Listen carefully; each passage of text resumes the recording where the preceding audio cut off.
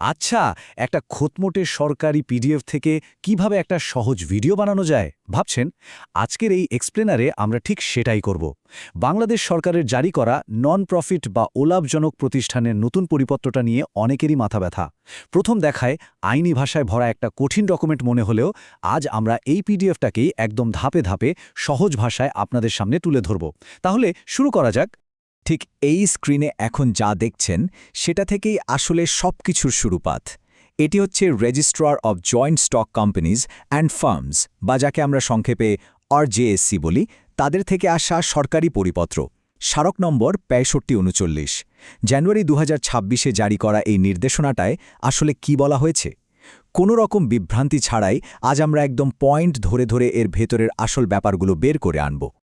আজকের এই আলোচনায় আমাদের মূল টপিকগুলো হচ্ছে, প্রথমেই RJSC পরিপত্রকে ডিকোড করা, এরপর রেজিস্ট্রেশনের প্রয়োজনীয় শর্তাবলী, আর্থিক স্বচ্ছতা নিশ্চিতকরণ, রেজিস্ট্রেশনের পরবর্তী বছরগুলোতে কি কি নিয়ম মানতে হবে এবং সবশেষে জবাবদেহিতার ভবিষ্যৎ।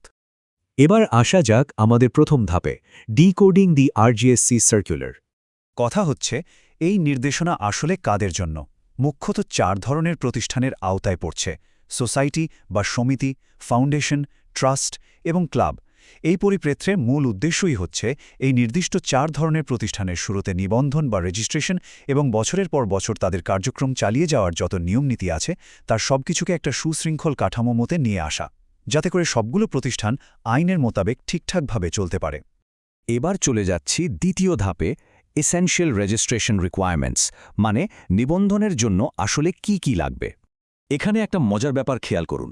সরকার এখন আবেদনকারীদের থেকে খুবই বিস্তারিত তথ্য চাইছে। শুধু নাম ঠিকানা দিয়ে এখন আর পার পাবেন না।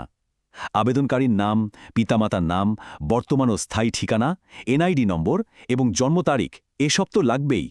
কিন্তু এর পাশাপাশি এখন ডিজিটাল ফুটপ্রিন্টের উপর বেশ বড় একটা জোর দেওয়া হয়েছে।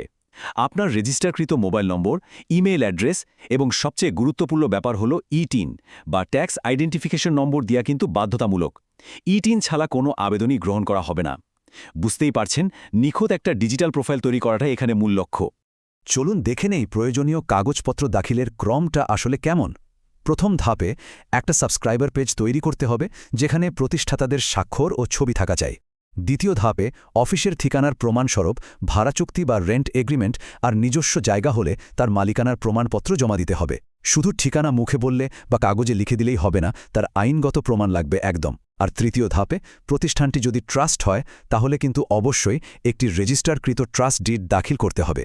এই মূল ধাপগুলোর মাধ্যমেই আসলে আপনার প্রতিষ্ঠানকে আইনগতভাবে স্বীকৃতি দেয়া হয়।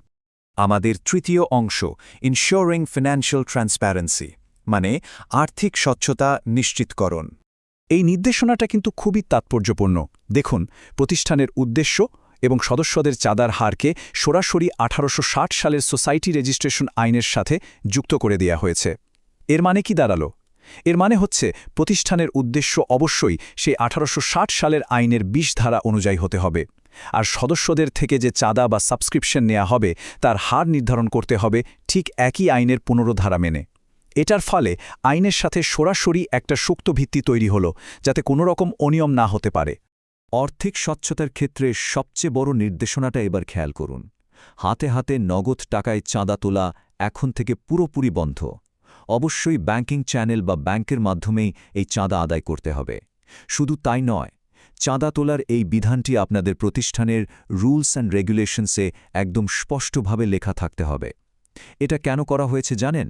যাতে প্রতিটি পয়সার হিসেব সরকার এবং সংশ্লিষ্ট সবাই খুবই নিখুঁতভাবে জানতে পারে। এখানে সবচেয়ে ক্রুশাল পয়েন্টটা হচ্ছে একটি কঠোর আইনি বাধ্যতামূলক অঙ্গীকারনামা। রেজিস্ট্রেশনের সময় একটা জয়েন্ট আন্ডারটেকিং বা যৌথ অঙ্গীকারনামা দাখিল করা এখন ম্যান্ডেটরি। সেখানে স্পষ্ট করে উল্লেখ থাকতে হবে যে এই প্রতিষ্ঠানের নাম দিয়ে কোনো ধরনের লাভজনক বা রাষ্ট্রবিরোধী কার্যক্রম পরিচালনা করা হবে না।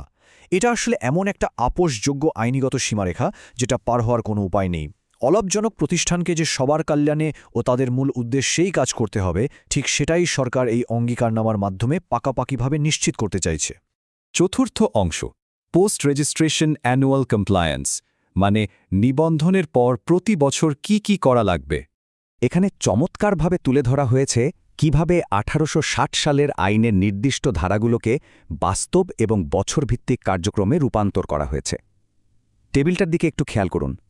ধারা 4 অনুযায়ী নির্ধারিত সময়ের মধ্যে এজিএম বা বার্ষিক সাধারণ সভা করতেই হবে এবং কমিটির তালিকা আরজেএসসিতে জমা দিতে হবে।